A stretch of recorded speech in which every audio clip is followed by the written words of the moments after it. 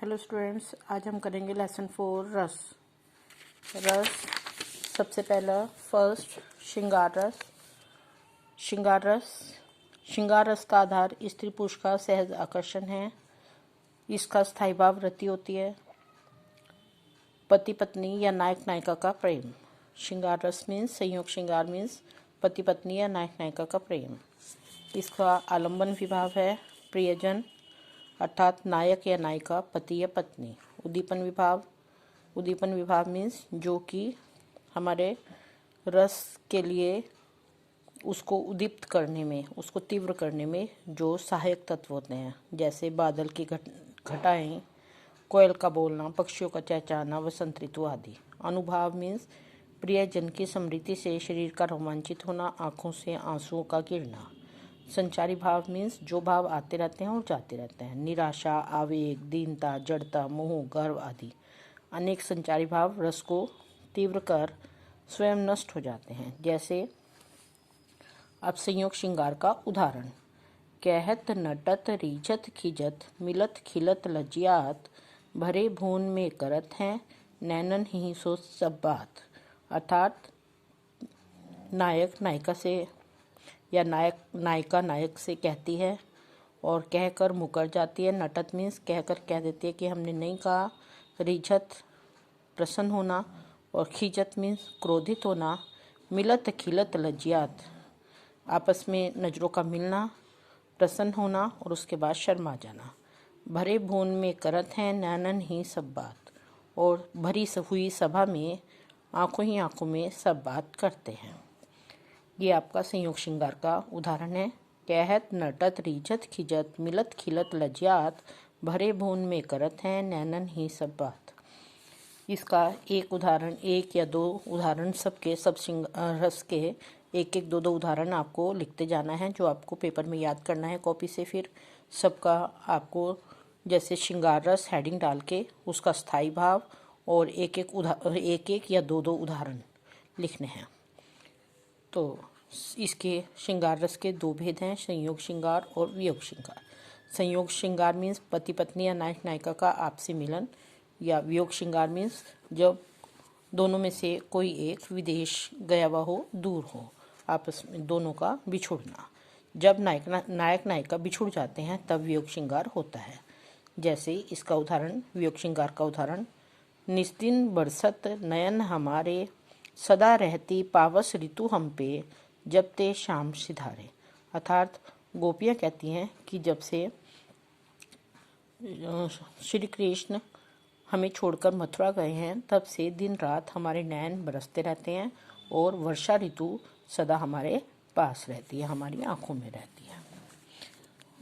ये अन्य पत्तों से लदी डाल जो प्रकृति का सौंदर्य वर्णन किया जाता है वह भी श्रृंगार रस में ही आता है। पत्तों से लदी डाल कहीं हरी कहीं लाल, कहीं गड़ी पड़ी है उर्मे मंद गंध पुष्पमाल, पाट पाट शोभा श्री अट नहीं रही है पट नहीं रही है। ये आपकी बुक से है। प्रकृति की सुंदरता का वर्णन भी श्रृंगार रस के अंतर्गत ही आता है। उसके बाद देखिए वियोग श्रृंगार के अन्य उदाहरण। अवधि आधार आ सावन की तनमन विथा सही अब इन योग संदेश नि सुनी सुनी विरहिनी विरह देही। तो इसमें ये सूरदास का है दोहा कि जो गोपियां हैं वो कहती हैं कि जो श्री कृष्ण के आने की अवधि जो थी वही हमारे श्री कृष्ण की अवधि थी, कि आशा थी कि एक न एक दिन श्री कृष्ण आएंगे। इस कारण से ही हम अपने शारीरिक और मानसिक पीड़ा को सहन कर रहे थे, लेकिन उन्होंने स्वयं न आकर उद्धव को योग संदेश देकर भेज दिया। उद्धव के योग संदेश सुनकर हमारी जो विरह की पीड़ा है वो अधिक तेज हो रही है, तीव्र हो रही है। तो ये वियोग श्रृंगार के उदाहरण है। इनमें से कोई भी दो उदाहरण, दो संयोग श्रृंगार के और दो वियोग श्रृंगार के आपको लिखने हैं और याद करने हैं। सेकंड है आपका वीर रस। वीर रस से कौन सा स्थायी भाव क्या है इसका? उत्साह। वीर रस कितने प्रकार का होता है?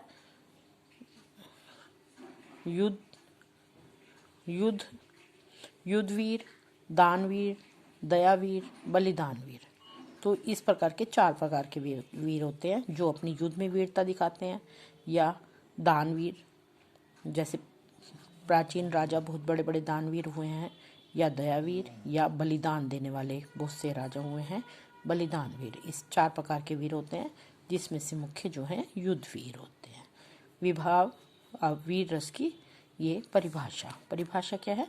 विभाव अनुभाव संचारी भावों से पुष्ट होकर उत्साह स्थायी भाव वीर रस की निष्पत्ति करता है। तो ये आपकी डेफिनेशन बिल्कुल सही है। इसी प्रकार आप सारी परिभाषाएं लिख सकते हैं।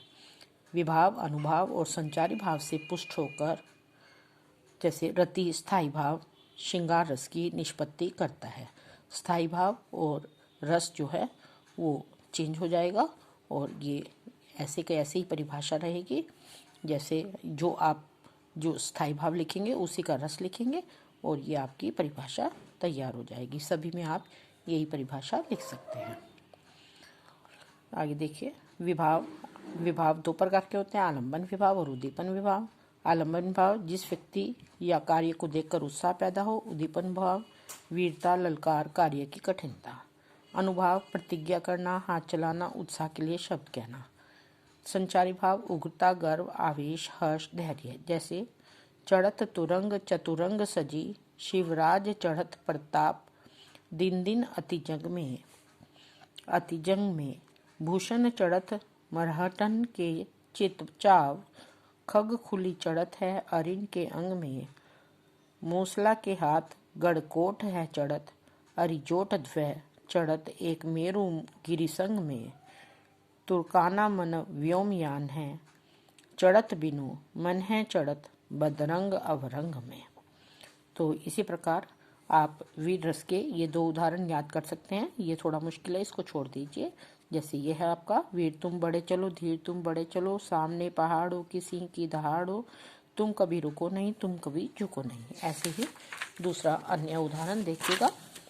चमक उठी सन 57 में, वह तलवार पुरानी थी, बुंदे लोहर बोलो के मुंह, हमने सुनी कहानी थी, खूब लड़ी मर्दानी, वह तो झांसी वाली रानी थी।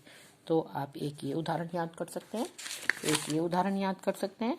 इसी प्रकार श्रृंगार रस के ये 2 उदाहरण हैं, आसान वियोग श्रृंगार के ये हैं उदाहरण, और एक ये है। 2 उदाहरण सबके मैंने बता दिए हैं। तो देखिए, वीर रस हो गया। इसके बाद वात्सल्य और भक्ति रस, ये अन्य रस होते हैं, ये बाद में कराए जाएंगे। थर्ड हमारे पास आता है रौद्र रस। रौद्र रस देखिए, रौद्र क्रोध के कारण उत्पन्न इंद्रियों की प्रबलता को रौद्र कहते हैं।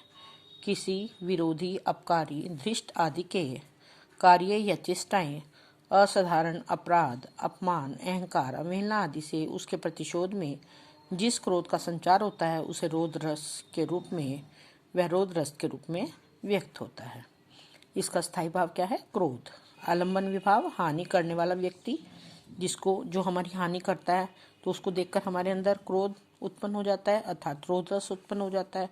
उद्दीपन उसकी चेष्टाएं, दुष्टता, उद्दंडता आदि, जो सामने वाला हमारे सामने दुष्टता दिखाता है, तो वो हमारी क्रोध को और अधिक बढ़ाता है। अनुभाव जैसे हमारी आंखों का लाल हो जाना, हमारा हाथ पैर पटकना, बुरे बुरे शब्द कहना, मारने को दौड़ना आदि, ये जो हमारी शारीरिक चेष्टा है, ये अनुभाव कहलाते हैं।